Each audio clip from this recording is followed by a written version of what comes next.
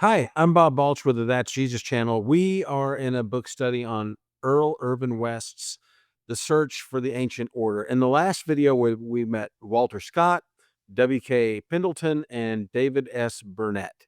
Those are three men who carried the Restoration movement forward alongside of Alexander Campbell. Today, we are in Volume 1, Chapter 6, titled Other Early Pioneer Preachers. So this chapter introduces three more guys. They're very significant. Ben Franklin, different Ben Franklin, Tolbert Fanning, and Jacob Creath Jr. So if Scott was the voice that took the gospel to the frontier, these three guys were the men who defended what that gospel actually was. All three of them lived long enough to watch the Brotherhood begin to fracture into competing factions. All three of them spent their later years fighting unexpected battles against innovations that they considered unscriptural. So when David Lipscomb heard Ben Franklin had died in 1878, and I know we really haven't talked about David Lipscomb yet, but when he heard that he had died, he wrote that the cause of Christ had lost its most able and tireless defender since the days of Alexander Campbell himself. He said the loss was simply impossible to replace. Franklin was that important to David Lipscomb. Now, Franklin was born in 1812 in Belmont County, Ohio, into a poor family that had no real religious convictions. He grew up the way that most frontier boys did, working hard, picking up the rough habits of an irreligious young man on the edge of nowhere, and giving little thought, really, to spiritual matters. Then in 1832, when Franklin was 20, he moved to Henry County, Indiana, to work for his uncle. Now, the next year, his parents and the rest of the family moved to join him. And until that point, none of the Franklins had really shown the slightest interest in religion. And then a man named Samuel Rogers came to the area with his family. Now, Rogers was a preacher, and he immediately went to work starting a school, then preaching in the schoolhouse, and then meeting Joseph Franklin, Ben's father, who was a Methodist by his background, really just Methodist in name only. He really didn't believe in immersion or anything like that. And Rogers and Joseph Franklin made a careful agreement. They would meet at each other's cabins on Saturdays and study the Bible together. And they would mark every passage that they could not agree on and return to it later. When they finished going through the New Testament, not a single passage had been marked. And before long, the entire Franklin family, including Ben Franklin, had been baptized. Now, Ben Franklin went to work studying his Bible and learning to preach. The people who heard him in those early days, he did not look promising, apparently. His education was minimal. His grammar was bad. He had a bad habit of saying the phrase, my dear friends and brethren, with the brethering with the ing on the end. That was one of his bad habits instead of brethren. A man named Longley once took a piece of paper and a pen to one of his sermons, and he punched a hole in the paper every time Franklin said that phrase. By the end of the sermon, he counted 150 holes. But despite that early handicap, Ben Franklin developed into one of the most powerful gospel preachers ever known on American soil, according to Mr. West. Now, years later, after Franklin had become more famous, Samuel Rogers said that even if he had done nothing else in his ministry except introduce Ben Franklin to the gospel, he would have no reason to feel that he had lived in vain. So J.W. McGarvey said that Franklin had two great strengths as a preacher. He depended absolutely on the words of the English Bible, which he had committed to memory, and he was an evangelist at heart. His whole soul was wrapped up in the desire to convert souls. McGarvey said it was not unusual for Franklin to draw tears from a large portion of his audience when he spoke to them. That Franklin's greatest influence came through his pen. He started writing for religious papers way back in 1835, and he began publishing a paper called The Reformer in 1845. After a long string of editorial mergers and moves and partnerships, Franklin established the American Christian Review in 1856. And from 1856 until his death in 1878, the Review was perhaps the most influential publication in the Brotherhood. Perhaps. No other paper really carried the equivalent weight with the conservative readers in the North. So let's make sure we point that out, in the North. Now, through those years, Franklin became something of a puzzle. When the American Christian Missionary Society was organized in 1849, he supported it. And he even briefly served as its corresponding secretary. But over the next decade or so, his support really cooled on that missionary society. And by 1866, he had turned solidly against the missionary society. When the Louisville Plan came along in 1869, he supported that too. And within just over a year, he had turned against that plan as well. So why the back and forth? Why this back and forth? Well, Lipscomb explained it after Franklin died. Franklin's great heart was torn between two competing convictions. The one, he had a passion for unity among the among the brethren, and he had a passion for an independent stand on the truth. When his commitment to the truth conflicted with his desire for unity, he grieved deeply, but in the end, he was always faithful to his convictions. Now, Franklin had been convinced from early on that the societies, these missionary societies, were unscriptural. He had even pledged with Tolbert Fanning hand to hand that they would resist those societies. But for a while, he tried to discover whether there was any way to harmonize his conviction that they were wrong with the way things were actually being done. And when he could not find a way, he spoke out and he never backed down from his stance. Franklin was bitterly opposed to the use of instrumental music in worship. He refused to preach where the instruments were used, and he saw the organ as a human innovation in divine worship. On a Tuesday afternoon in October of 1878, Franklin was at the home of James Plummer near Anderson, Indiana. He had spent the morning writing editorials for the Review, and after lunch, he complained of a heavy weight on his chest and a sharp pain near his heart. His wife and his daughter tried to put him to bed, but he wouldn't go. The pain was just too much to move. So they kept insisting, and each time Franklin held out his hand and said, "Don't touch me. My time has come." Well, the doctor was finally sent for, and there was nothing the doctor could do. By 4 o'clock that afternoon, Franklin was unconscious, and by an hour later, he was still sitting in the chair, and he passed away. Jacob Creath Jr., who looked on Franklin as the savior of the Restoration in his time, wrote that if the brethren believed in canonizing men, Franklin would deserve to be placed in the front ranks. He had left no one who could fill his place.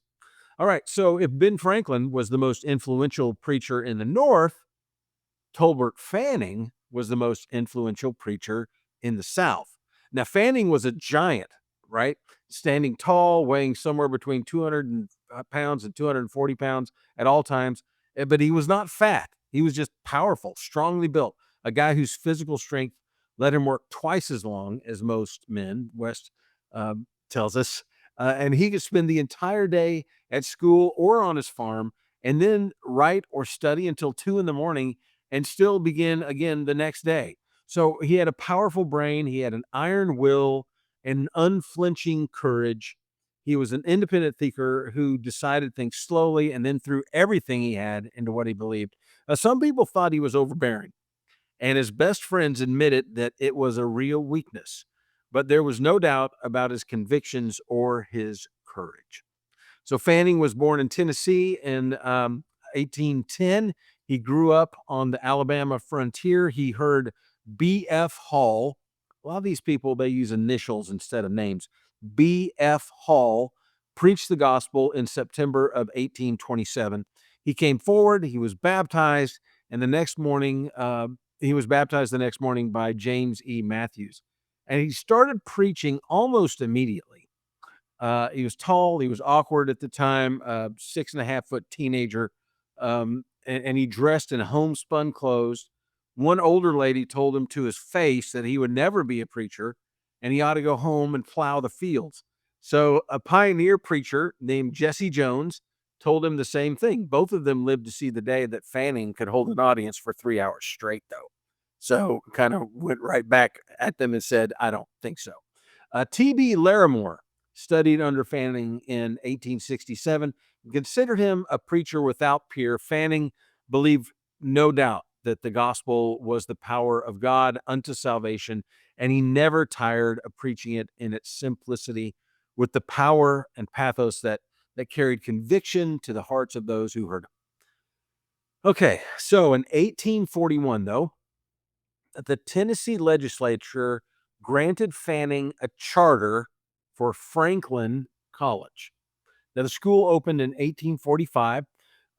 Fanning was its president. Franklin College trained many of the men who became the South's greatest preachers. And in 1855, Fanning and a partner named William Lipscomb, David Lipscomb's older brother, we'll get to David Lipscomb later, he began publishing the Gospel Advocate. The Civil War shut that paper down, but when it started up again after the war, Fanning was publishing it with David Lipscomb as co-editor. And after 1867, Fanning's name disappears from the editorial line, though. From the beginning, Fanning was a critic of the Missionary Society. But the way he handled his criticism shows the size of the man. The greatest names in the Brotherhood were behind the society. Campbell liked the society, Burnett, Franklin, Pendleton, John T. Johnson. For a time, Fanning gave himself every chance to discover that he might be wrong. He went to the very first convention in 1849 to observe, and he started the Gospel Advocate in 1855, partially to give the question an open discussion in the pages of this periodical. Now, the more he became convinced that the society was wrong, the more boldly Tolbert Fanning spoke out. E.G. Sewell wrote that Fanning never had much confidence in human plans for doing the work of the church. And as he advanced in life and studied the scriptures more, he had less and less. So Fanning's last week, it began with a little complaining about rheumatism. And on a Thursday evening in late 1874, he walked from his house to a shop on his property. And the moment he got there, terrible pain hit his side. He was helped back to the house. The doctor thought it was inflammation of the liver, but it grew worse through the next 2 days. And on Sunday morning, at the usual hour of worship, he asked the brethren to come to his room and break bread with him. He asked them also to sing. The singing was hard, but they did the best they could. And shortly after noon, he breathed his last. Next, we have Jacob Creath Jr. He was one of the most colorful men in the entire Restoration movement. He was fiercely independent. He was strange. He was unforgettable. John F. Rowe called him the Iron Duke of the Restoration. On another occasion, he called him the John Knox of the Restoration. Lipscomb said that Creath was capable of rebuking and scolding an audience with severity, and then turning right around and presenting the gospel with the simplicity and tenderness of a child's faith in the Savior. So 2 years before he died, Creath wrote out his own obituary. Jesus and the apostles all died without a funeral sermon, he said, so there would be none for him either. He asked to be buried in a plain, cheap coffin. He wanted his pocket Bible placed under his head and a copy of Campbell's Living Oracles under that.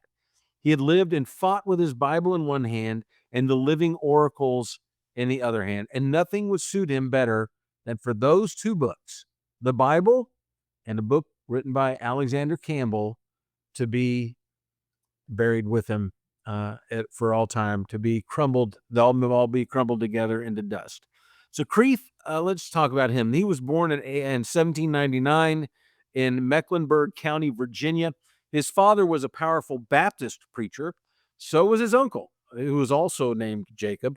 Creath grew up reading the Bible by the light of the brush pile fire at night and during brief moments when his workhorses were resting in the daytime.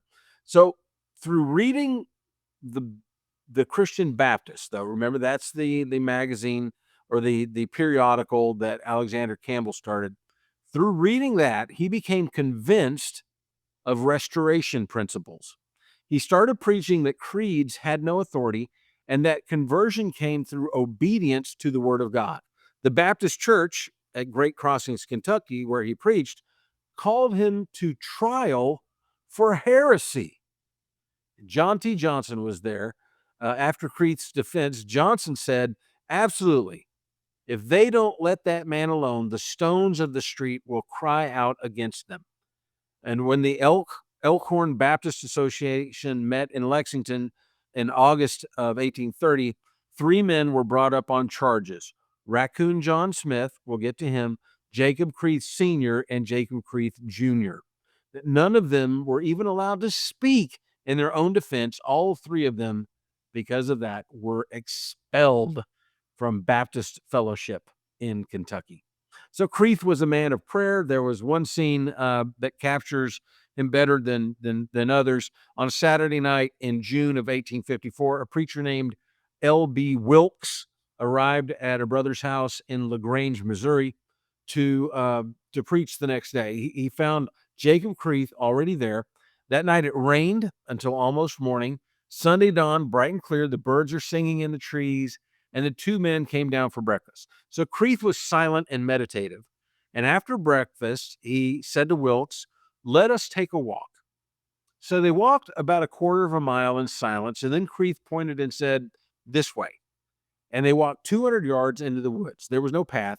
Wilkes was afraid to speak. "Yonder is a good place," Creath said. And they came to a fallen tree and knelt down beside it.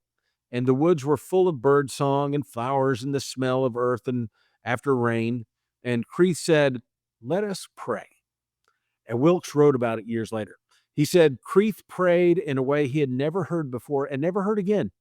He said, Creath called on his soul and on everything within him to bless the Lord. He said his own soul trembled. He said he felt that if he opened his eyes, he would see the one on whom no man can look and live. When Creath finished, he asked Wilkes to pray. So Wilkes prayed. And every few moments while Wilkes was praying, Creath would break out in expressions of thanksgiving and praise, like, "Bless the Lord, my soul. Give thanks unto his name. His mercy endures forever." Just kind of interrupting him during the prayer. Once during the Civil War, a company of troops was camped near Palmyra, Missouri, where Creath lived, and they were planning to capture the town. Well, Creath went out to a grove to pray, and the leader of the troops happened to be near and edged closer to listen. So Creath was praying for his neighbors, for his town, and for peace. And the next day, the troops withdrew without making any attempt on the town. Jacob Creath died in January 1886 at his home in Palmyra, Missouri. He had lived 87 years and never stopped fighting for what he believed. All right, so that's the ending of that. So quick word before we close. West tells this chapter as a tribute. 3 men he plainly admired, 3 preachers who fought the Missionary Society and the Oregon. He puts them on a pedestal.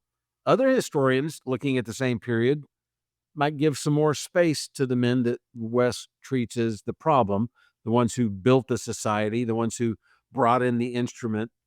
Same chapter of history, but different center of gravity. Worth knowing, though, that you're sitting in the chair listening to West tell this story when you read this book. So I hope you enjoyed today's episode on the other early pioneer preachers. Next time, we are in Volume 1, Chapter 7, titled The Progress of the Cause. If you have time, please like, share, comment, subscribe. We are always ending with the same question. Are you trusting something to save you, or are you trusting the Savior? I'm Bob Balch with the That's Jesus channel. Have a great day and be blessed.